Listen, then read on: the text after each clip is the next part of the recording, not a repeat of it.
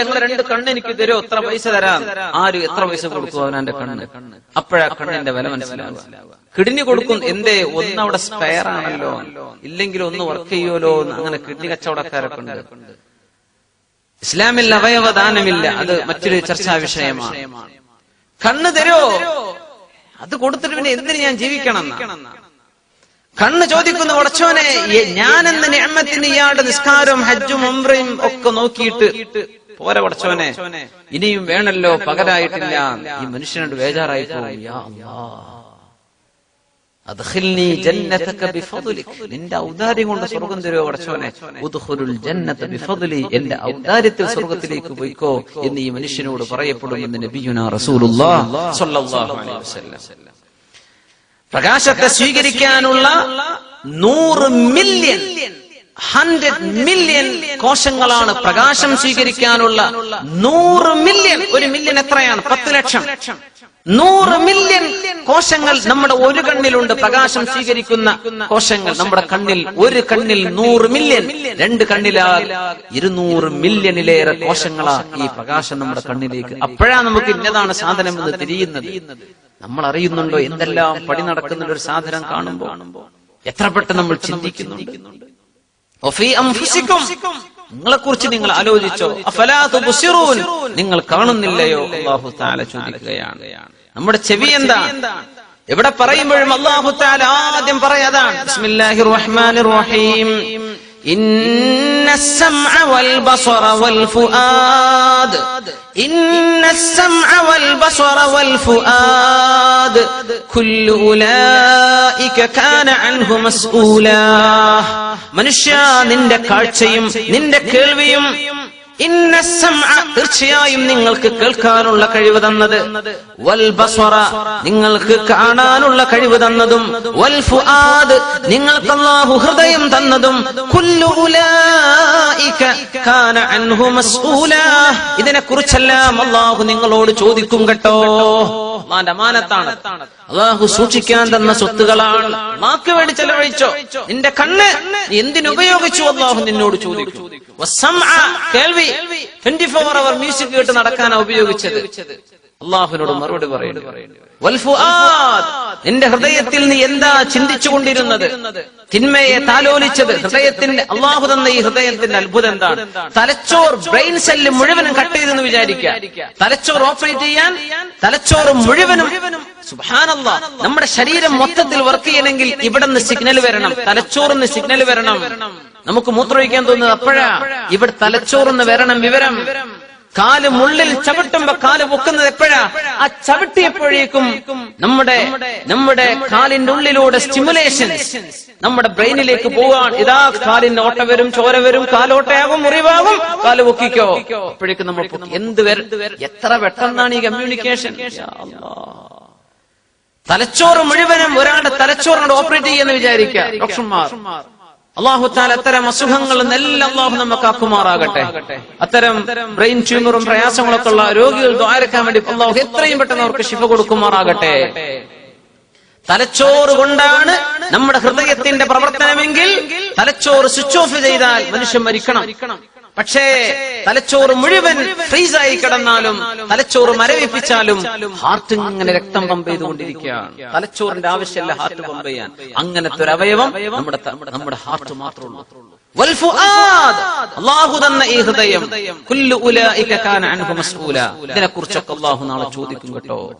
നമ്മൾ ശരിക്കും ഓർത്തു വെക്കണം. കുട്ടിക്കളിയല്ല ജീവിതം. അഫഹസിബതും അന്നമാ ഖലഖനാകും അബസ, കുറെ fun and enjoyment and entertainment. ജീവിതം എന്ന് പറഞ്ഞാൽ കുറെ ആസ്വാദനമുണ്ട് ഇസ്ലാമിൽ, അതിന്റെ പരിധികളിൽ. പക്ഷേ നമ്മൾ കുറഞ്ഞൊരു കാലത്തേക്ക് ഇവിടെ ഉള്ളൂ. ഒന്ന് റോഡിൽ വാഹനം ഇടിച്ചാൽ പോകേണ്ടവരാ നമ്മൾ. ഒന്ന് അറ്റാക്ക് ആയാൽ കഴിഞ്ഞു നമ്മുടെ അവസ്ഥ. ഒരു പനി വന്നാൽ നമ്മളെ കൊണ്ട് വല്ലതും പറ്റുമോ? എന്തെങ്കിലും ശരീരം പാരലൈസ് ആയി എന്താകാൻ പറ്റും? തലച്ചോറിന് എന്തെങ്കിലും ഒരു ക്ഷതമേറ്റാൽ എന്താണ് അവസ്ഥ? യാ അല്ലാഹ്, ജീവിതം അവസാനിച്ചില്ലേ?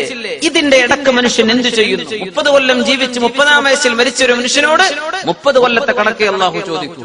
50 കൊല്ലം ജീവിച്ചവനോട് 50 കൊല്ലത്തെ കണക്ക് പറയേണ്ടി വരും. തകല്ലുഫിന് ശേഷമുള്ള കാലം, പ്രായപൂർത്തിയായതിനു ശേഷം എത്ര കാലം ജീവിക്കുന്നോ അത്രയും കാലത്തിന്റെ കണക്ക് അല്ലാഹുവിനോട് പറയേണ്ടി വരും. അപ്പോ കുട്ടിക്കളിയല്ല ജീവിതം എന്ന് മനസ്സിലാക്കണം. ഇന്ന സമഅ വൽ ബസർ, നിങ്ങൾ കാണുന്നതും നിങ്ങൾ കേൾക്കുന്നതും. അല്ലാഹു ആദ്യം ഉപയോഗിച്ച വാക്ക് സമഅ എന്നാണ്, കേൾവി എന്നാണ്. ഇന്ന സമഅ വൽ ബസർ.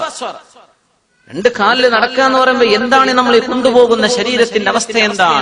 എന്താണ് ഈ ശരീരത്തിന്റെ മെക്കാനിസത്തിന്റെ അത്ഭുതങ്ങൾ എന്തൊക്കെയാണ്? എവിടെ പറയും കാഴ്ചയും കേൾവിയും പറഞ്ഞാൽ ആദ്യം അല്ലാഹു തആല തുടങ്ങുന്ന കേൾവിയാണ്. എന്തേ? ഉമ്മയുടെ ഗർഭാശയത്തിൽ ഭ്രൂണമായ കുഞ്ഞ്, ഫീറ്റസ്, ആ കുഞ്ഞിന്റെ ശരീരത്തിൽ കണ്ണ് വളരുന്നതിന്റെ മുമ്പ് വളരുന്ന സാധനം ചെവിയാണ്. സുബ്ഹാനല്ലാഹ്. ചെവി ഉണ്ടായതിന്റെ ശേഷമാണ് കണ്ണുപോലും ഉണ്ടാകുന്നത്.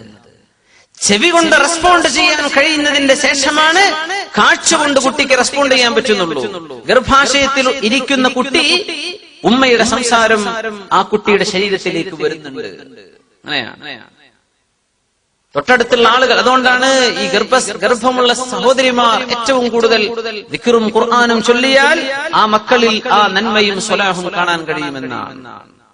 കുട്ടിക്ക് ചെവി കേൾക്കുന്നുണ്ടെന്നാണ്. സുബ്ഹാനല്ലാഹ്. കുട്ടി കാണുന്നില്ല, അപ്പോ ഭൂമിയിലേക്ക് വരാതെ കുട്ടിന്റെ കണ്ണ് തുറക്കണില്ല. പക്ഷേ ഗർഭാശയത്തിൽ തന്നെ കുട്ടിയുടെ ചെവി വർക്ക് ചെയ്യാൻ തുടങ്ങി. അതുകൊണ്ടാണ് ആദ്യമായി കുഞ്ഞ് പറന്നു വീണാൽ വലത് ചെവിയിൽ വാങ്ങു കൊടുത്തേക്കണം, ഇടത് ചെവിയിൽ ഇഖാമത്ത് കൊടുത്തേ. കുട്ടി കണ്ണ് തുറന്നിട്ടുണ്ടാവില്ല, കണ്ണുകൊണ്ട് പ്രവർത്തിക്കാൻ തുടങ്ങിയില്ല, പക്ഷെ കാതുകൊണ്ട് റെസ്പോണ്ട് ചെയ്യാൻ തുടങ്ങി. സുബ്ഹാനല്ലാഹ്. അതുകൊണ്ട് അല്ലാഹു തആല എവിടെ പറയുകയാണെങ്കിലും ആദ്യം കാത് എന്നാ പറയാ. ഇന്ന സമഅ വൽ ബസറ വൽ ഫുആദ കുല്ലു ഉലൈക കാന അൻഹു മസ്ഊല. കേൾക്കുന്നതാണ് നമ്മുടെ ഹാർട്ടിലേക്ക് പോകുന്നത്, കാണുന്നതാണ് നമ്മുടെ ഹാർട്ടിലേക്ക് പോകുന്നത്. ആ ചെല്ലുന്ന മെസ്സേജാണ് നമ്മുടെ കർമ്മങ്ങളായിട്ട് പുറത്തു വരുന്നത്. ഭയങ്കര അത്ഭുതമല്ലേ? കാഴ്ചയും കേൾവിയും പറഞ്ഞിട്ട് ഹാർട്ട്.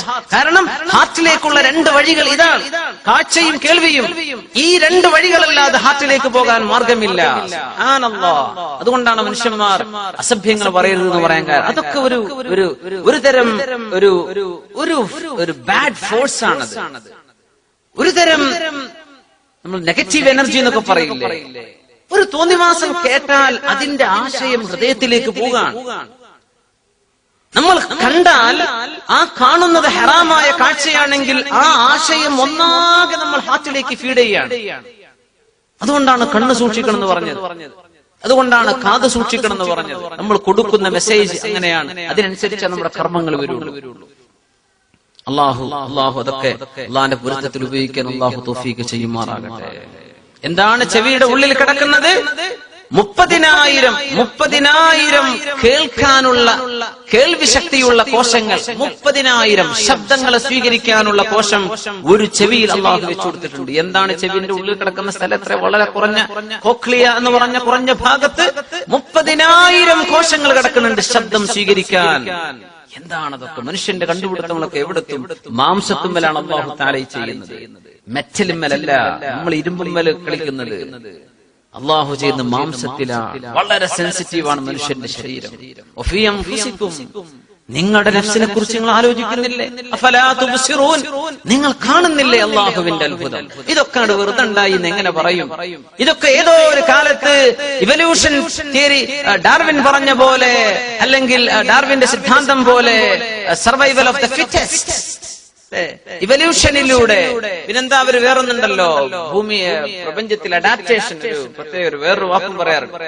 അള്ളാഹുവിനെ എന്ന് പറയാൻ അഹങ്കാരം കൊണ്ട് സാധിക്കാത്ത മനുഷ്യൻ ചെയ്തു വെച്ച വാക്കുകളാണ് ഇതൊക്കെ. ഇതൊക്കെ അങ്ങനെ ഉണ്ടായി അല്ലേ? നാച്ചുറൽ സെലക്ഷൻ, അങ്ങനെ പറയാം. Natural selection. എന്താണ് ഈ നാച്ചുറൽ? ആ വാക്കാണ് നമുക്ക് മനസ്സിലാവാത്തത്. നാച്ചുറൽ എന്ന് എങ്ങനെ പറയും? ആര് കൊടുക്കുന്നു ഇതൊക്കെ? അള്ളാഹുവിന്റെ സൃഷ്ടിപ്പാണ്. അള്ളാഹുവിന്റെ വജൂദിനെ എങ്ങനെ മനുഷ്യന് നിഷേധിക്കാൻ കഴിയും? ഇതാണ് ഖുർആനിന്റെ ചലഞ്ച്. യാ അല്ലാഹ്, നമ്മുടെ രക്തം, ശരീരത്തിൽ ഓടിക്കൊണ്ടിരിക്കുന്ന രക്തം, സുബ്ഹാനല്ലാഹ്, എത്രയാണ്? നമ്മുടെ രക്തത്തിൽ ശ്വേതരക്താണുക്കളുണ്ട്, അതുപോലെ തന്നെ എന്താണ് അശ്വരക്താണുക്കൾ, രണ്ടെണ്ണല്ലേ പറയാ? White blood cells and red blood cells. നമ്മുടെ രക്തത്തിന്റെ കോശങ്ങൾ, ചുവന്നത് വെളുത്തത്, രണ്ട് ഭാഗങ്ങളായിട്ടാണ്, രണ്ട് പേരുകളിലാണ് സയൻസ് പറയാം. സുബ്ഹാനല്ലാഹ്, 25 മില്യൺ ചുവന്ന രക്താണുക്കൾ നമ്മുടെ ബ്ലഡിലൂടെ കടന്നുപോയി 25 മില്യൺ 25 തവണ ആക്കിയാൽ അത്രയും നമ്മുടെ ശരീരത്തിലൂടെ കടന്നു പോകുന്ന സാധനമാണ് നമ്മുടെ ബ്ലഡിലൂടെ കടന്നു പോകുന്ന റെഡ് ബ്ലഡ് സെൽസ്, ചുവന്ന കോശങ്ങൾ നമ്മുടെ രക്തത്തിൽ 25 മില്യൺ വൈറ്റ് ബ്ലഡ് സെൽസും അല്ലാഹു നമ്മുടെ ചോരയിൽ പടച്ചിട്ടുണ്ട്. നമ്മളൊരു പ്രയാസം വരുമ്പോൾ ഡോക്ടർ പറയുമ്പോഴല്ലേ നമ്മൾ അറിയുന്നത് എന്താ ബ്ലഡിന്റെ അവസ്ഥ എന്താണ്. ഭാര്യയ്ക്ക് ഗർഭമുണ്ടോ എന്ന് അറിയണമെങ്കിൽ ബ്ലഡ് നോക്കിയാൽ മതി അല്ലെ.